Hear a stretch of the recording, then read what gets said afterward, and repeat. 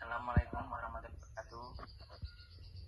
Di sini perkenalkan saya Muhammad Fatwa Bagas Bastian NIM 12330.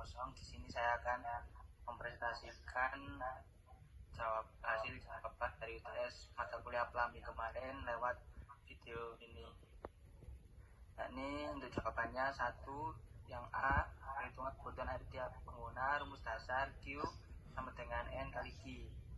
Keterangan Q kebutuhan air liter per hari, N jumlah orang, Q kebutuhan air per orang.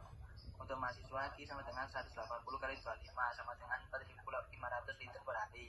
Untuk dosen Q 12 sama dengan 12 kali 40 sama dengan 420 liter per hari. Untuk tenaga kependidikan Q sama dengan 8 kali 40 sama dengan 320 liter per hari. Untuk tamu Q sama dengan 10 kali 15 sama dengan 150 liter per hari. Kebersihan gedung 500 liter per hari, data langsung. Total kebutuhan awal Q total awal sama 4.500 tambah 1 tambah 20 tambah 150 tambah 500 sama dengan 5.950 liter per hari, atau total dari seluruh keseluruhan tadi ditambahkan. Untuk B, perhitungan kehilangan atau kebocoran 10%, rumus kilo sama dengan 10% kali kita total awal sama dengan 0,10 kali 5.950 sama dengan 555 liter hari.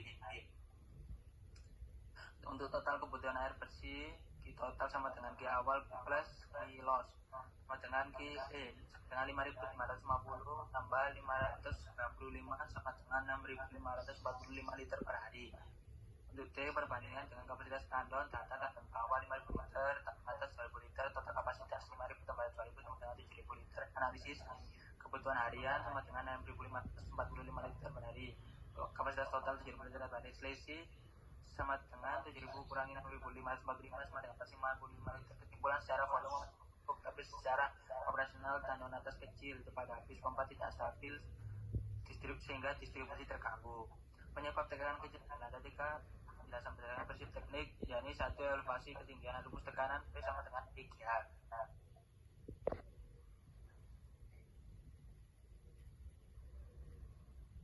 Semakin tinggi lantai, nilai efektif menurun dan tekanan berkurang. 2, debit tinggi saat jam sibuk. Rumus debit Q sama dengan A kali V. Jika banyak keran dibuka, debit terbagi dan tekanan menurun. Kemudian diameter pipa kecil, pipa utama sampai 1 inci, cabang hanya setengah inci. Diameter kecil, rugi-rugi, tekanan besar atau head loss meningkat. Pompa sering mati nyala, aliran tidak kontinu, tekanan tidak stabil. Kesimpulan singkat, tekanan kecil terjadi karena kombinasi ketinggian lantai, pemakaian bersamaan pipa kecil dan pompa tidak stabil. Untuk jawaban nomor 2, yang A, debit air buangan, rumus Q limbah sama dengan 80% kali Q air bersih sama dengan 0,8 kali 6.545 sama dengan 5.230 liter per hari. Dari sumber air buangan, sumber toilet, jenis limbah backwater, 2 wastafel limbah greywater, 3 fruit drain jenis limbah greywater, yang keempat musola jenis limbah greywater. Yang C, penyebab bau toilet lantai 1, analisis septic tank tidak dikuras lebih dari 5 tahun, terjadi penumpukan lumpur dan gas, tidak ada sistem venting yang jelas, gas seperti H2S naik ke toilet, trap kering, tidak ada air penghalang bau.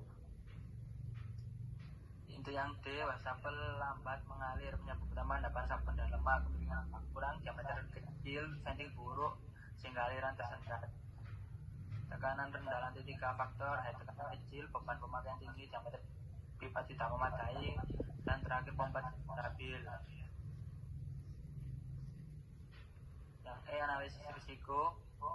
Masalah pertama, risiko meluap dan mencemari tanah. Kedua, venting tidak jelas, risiko gas berbahaya masuk ruangan. Yang ketiga, kebocoran pipa, risiko merusak struktur bangunan. Yang keempat, tidak ada akibat teknis, risiko sulit perbaikan. Jawaban nomor 3, rekomendasi perbaikan tahap evaluasi solusi. Dan ini 1, masalah tekanan lantai 3 rendah, solusi tambahan booster pump, kelebihan tekanan stabil, keterpakai daya listrik, kualitas tinggi. Yang kedua, bau toilet, solusi keras setting preventing kelebihan bau hilang, keterbatasan perlu biaya, prioritas tinggi. Yang ketiga, usaha pelambat, solusi pembersihan dan perbaikan pipa, kelebihan aliran lancar, keterbatasan perlu bongkar, prioritas sedang. Yang keempat, kebocoran pipa, solusi ganti sambungan, kelebihan cegah kerusakan, keterbatasan perlu inspeksi, prioritas tinggi.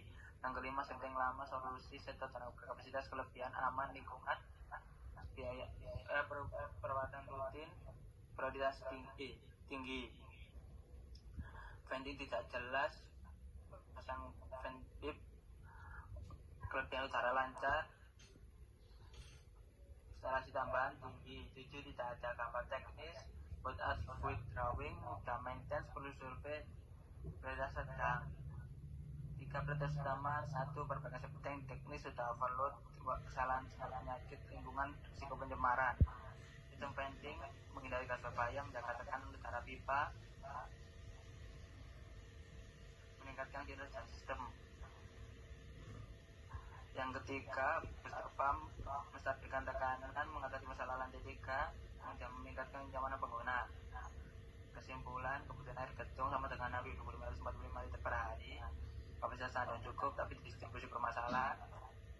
Dan permasalahan utama, tekanan air rendah, sistem lembaga tidak optimal, ventilasi plumbing buruk. Perbaikan harus dibaguskan pada sanitasi dan distribusi air. Sekian jawaban UTS saya kemarin. Jika ada salah kata maupun ucap, mohon maaf. Saya pamit undur diri. Wassalamualaikum warahmatullahi wabarakatuh.